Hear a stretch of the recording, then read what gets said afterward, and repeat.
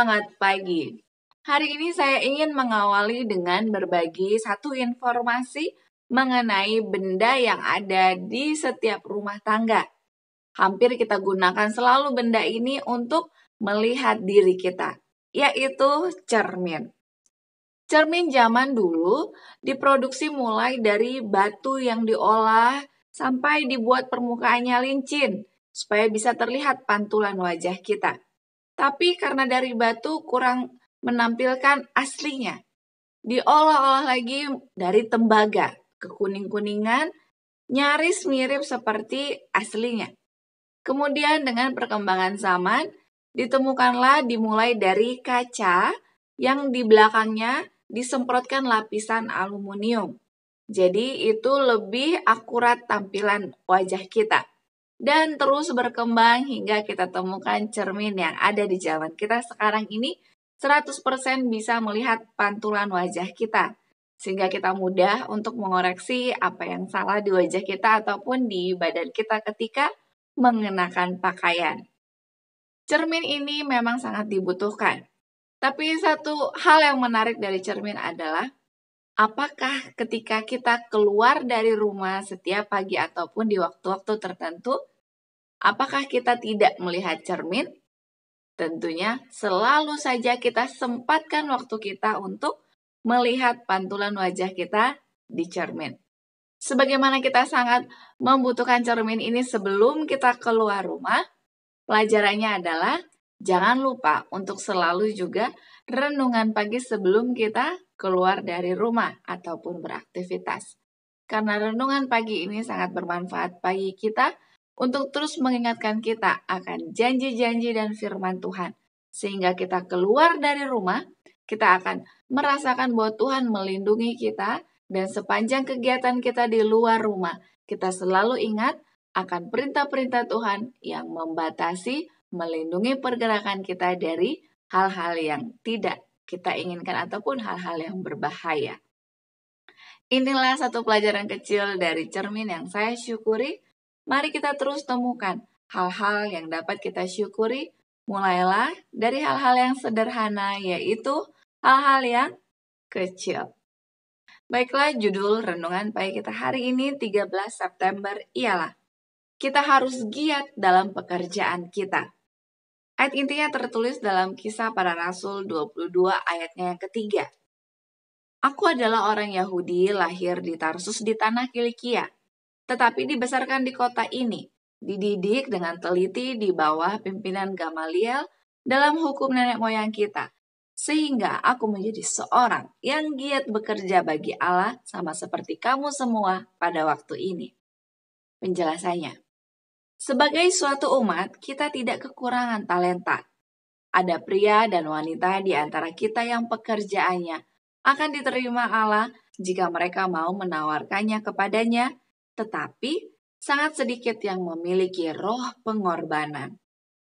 Beberapa orang akan membagikan dengan mudah harta mereka dan merasa bahwa ketika mereka telah melakukan ini, tidak ada lagi yang diperlukan dari mereka. Mereka tidak membuat pengorbanan khusus dalam melakukan hal itu. Sejauh ini, uang memang baik, tetapi kecuali jika disertai dengan upaya pribadi, akan ada sedikit cara untuk mengubah jiwa menjadi kebenaran. Tuhan tidak hanya meminta uangmu, tetapi Dia memanggilmu. Meskipun engkau telah memberikan segala hartamu, engkau menahan diri secara egois. Seorang pekerja yang sungguh-sungguh di kebun anggur itu bernilai lebih dari 1 juta uang tanpa ada orang yang melakukan pekerjaan itu. Penyerahan dirimu ini akan menjadi pengorbanan jika engkau memiliki perkiraan yang tepat terhadap pekerjaan itu dan menyadari tuntunannya. Banyak yang tidak cukup sadar kepada kewajiban mereka untuk melakukan pekerjaan yang mungkin mereka lakukan jika mereka mau, dan bahwa mereka tidak melakukannya karena mereka tidak memiliki semangat pengorbanan. Tuhan akan meminta pertanggungjawaban seperti itu bagi jiwa sesama manusia. Mereka mungkin telah melakukan pekerjaan yang baik dalam persatuan dengan Kristus, dan mereka akan dipanggil untuk memberikan pertanggungjawaban untuk kebaikan bagi jiwa-jiwa yang sebenarnya dapat mereka lakukan tetapi tidak dilakukan. Malam segera tiba, di mana tak seorang pun bisa bekerja. Setan bersungguh-sungguh, bersemangat dan gigih dalam pekerjaannya. Jika pertama kali dia gagal mencapai tujuannya, dia mencoba lagi. Dia akan mencoba rencana lain dan bekerja dengan ketekunan besar, membawa berbagai godaan untuk menjerat jiwa. Dia tidak pernah menjadi begitu berkecil hati untuk membiarkan jiwa sepenuhnya sendirian. Jika semangat dan ketekunan para pengikut Kristus dalam upaya untuk menyelamatkan jiwa sama dengan upaya setan untuk menipu mereka hingga kebinasaan kekal mereka, kita akan melihat ratusan orang memeluk kebenaran, di mana kita sekarang melihat satu. Aplikasi bagi kita hari ini, mari kita bekerja untuk Tuhan. Gunakan waktu kita di samping kesibukan kita untuk membagikan firman Tuhan. Kita dapat menggunakan media sosial kita, media komunikasi kita, apapun caranya. Kita harus membagikan pekabaran Tuhan, karena itu adalah tugas kita. Dan mari kita bekerja melakukan itu dengan giat, memandang kepada Tuhan saja. Slogan kita awali hari ini dengan renungan pagi. Mari kita bersatu di dalam doa. Kita berdoa. Ya Tuhan Allah kami, terima kasih banyak. Kami kembali mendapatkan semangat dalam renungan pagi ini, di mana panggilan Tuhan kepada masing-masing kami adalah sama untuk membagikan kebenaran kabar Tuhan ini kepada orang banyak, mulai dari lingkungan kecil kami, dalam keluarga kami, dalam lingkungan masyarakat, lingkungan gereja, dan tempat pekerjaan. Biarlah Tuhan akan memberikan kepada kami kiranya hikmat dan kebijaksanaan dalam menyampaikan kebenaran ini, dan kiranya Roh Kudus akan bekerja bagi setiap orang dalam membagikan kabar sukacita ini, sehingga lebih banyak lagi orang dibawa ke dalam kebenaran Tuhan.